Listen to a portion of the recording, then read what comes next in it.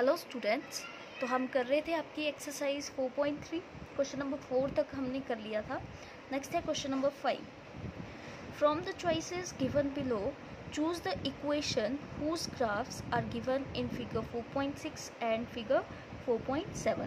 ठीक है, आपको ये ग्राफ्स दी है, दो फिगर्स दी है, ठीक है, ये इक्वेशन, ठीक है, और आपको बताना है इन चारों इक्वेशंस में से ये जो ग्राफ है वो कौन सी इक्वेशन के लिए बनाया गया है। ठीक है, तो यहाँ पे देखो पॉइंट्स दिए हैं जो कि इस लाइन के ऊपर लाई कर रहे हैं, और हमने पढ़ा था कि जो भी पॉइंट्स इस लाइन के ऊपर लाई करेंगे that are the solution of the given equation.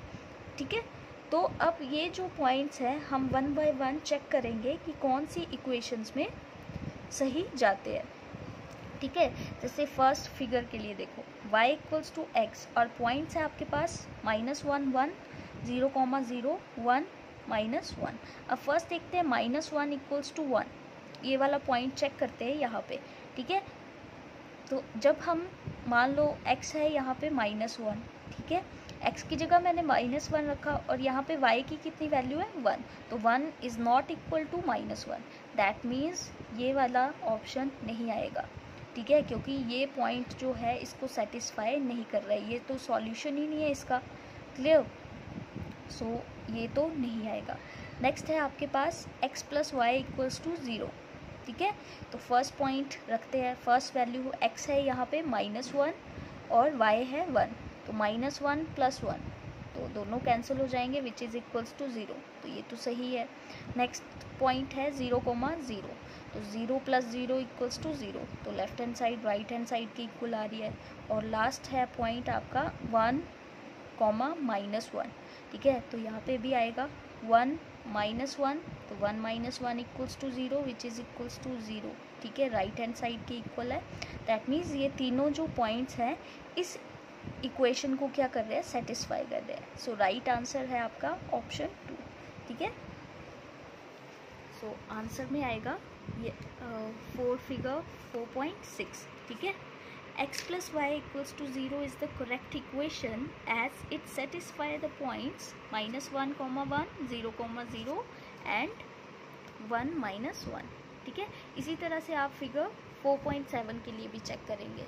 Clear, आपने सभी जो पॉइंट्स उस लाइन के ऊपर लाई कर रहे हैं, आपने ये जो -1, 3, 0, 2 एंड 2, 0 ये जो पॉइंट्स आ रहे हैं लाइन के ऊपर, इनको आपने वन बाय वन चेक करना है कि क्या वो गिवन इक्वेशन को सेटिस्फाई कर रहे हैं या नहीं कर रहे हैं। ठीक है, जो भी चारों इक्वेशन आपको दी है तो कौन सी इक्वेशन को वो सेटिस्फाई कर रहे हैं। ठीक है, तो जब आप करोगे तो आप देखोगे y equals to -x plus 2 के लिए ये तीनों पॉइंट सेटिस्फाई करेंगे। ठीक है, सो आंसर आ जाएगा उसका ये ऑप्शन 3। ठीक है, नेक्स्ट है question number 6।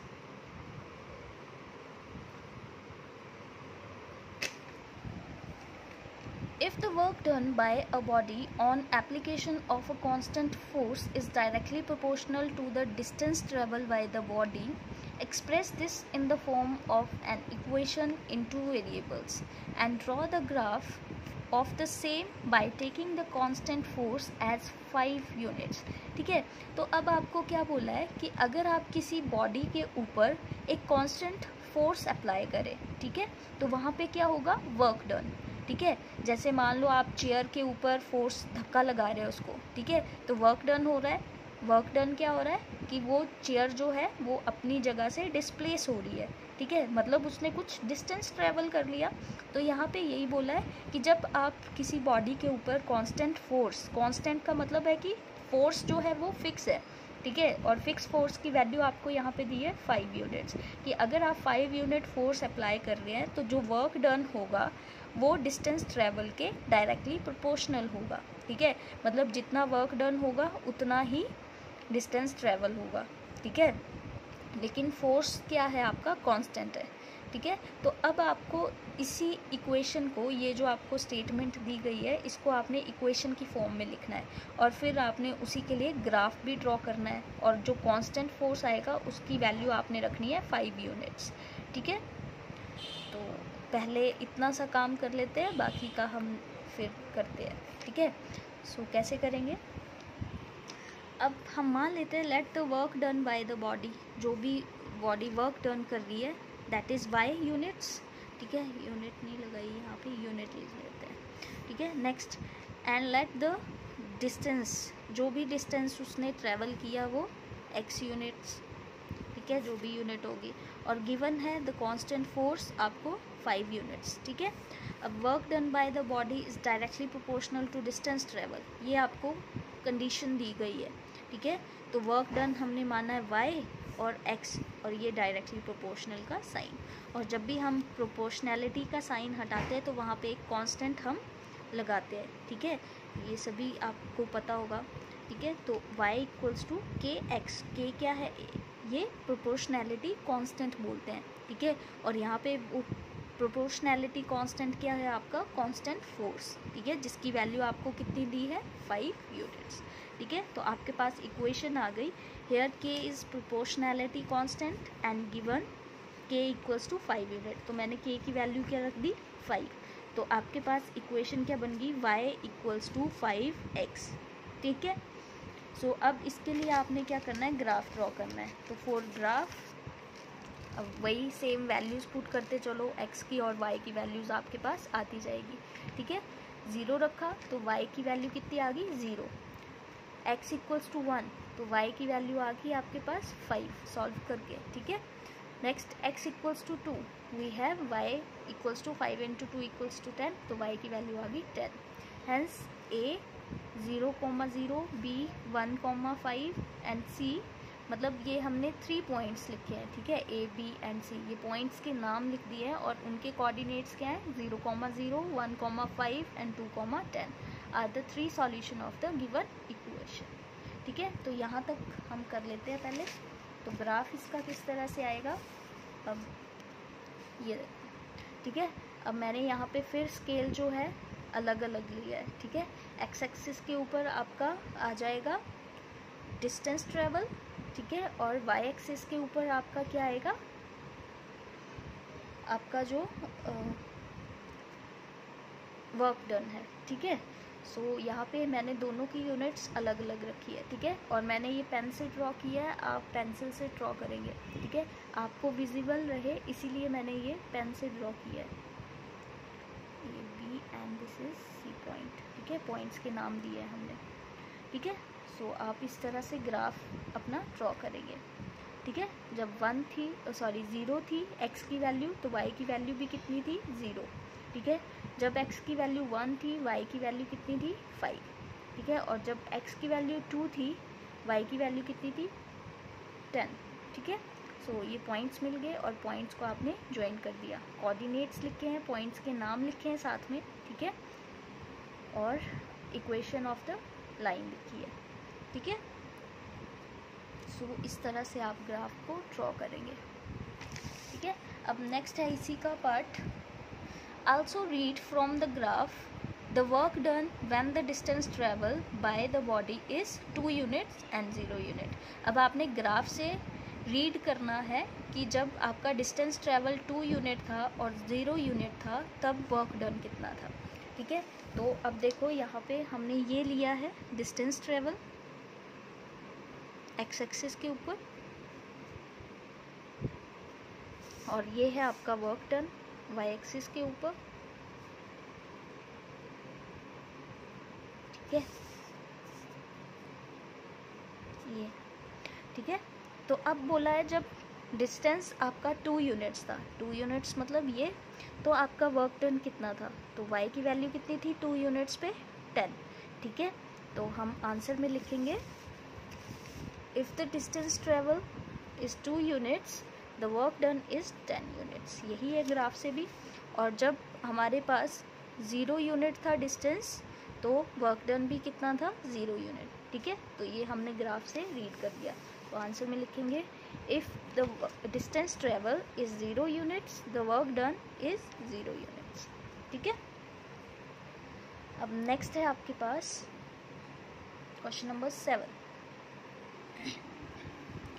Yamini and Fatima, 2 students of class 9 of a school, together contributed ₹100 toward the Prime Minister's Relief Fund to help the earthquake victims. ठीक है, यामिनी और फातिमा 9th क्लास की 2 स्टूडेंट्स हैं और उन दोनों ने मिलके 100 रुपीज़ कंट्रीब्यूट किए। ठीक है, प्राइम मिनिस्टर रिलीफ फंड के लिए, जो कि अर्थक्वेक विक्टिम्स को जाना था। Write a linear equation which satisfy this data. आपने लीनियर इक्वेशन इसकी बनानी है। ठीक है, you may take their contribution as x rupees and y rupees.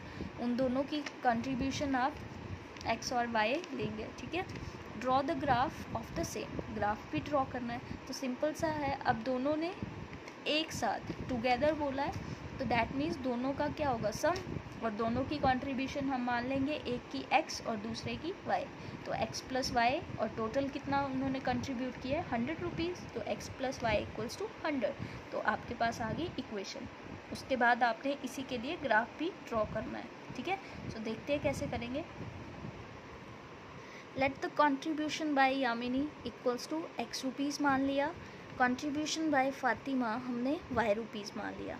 अब क्वेश्चन के अकॉर्डिंग बोला है दोनों ने मिलके 100 रुपीज़ जमा किए, तो x प्लस वाई का सम कितना आ जाएगा, 100।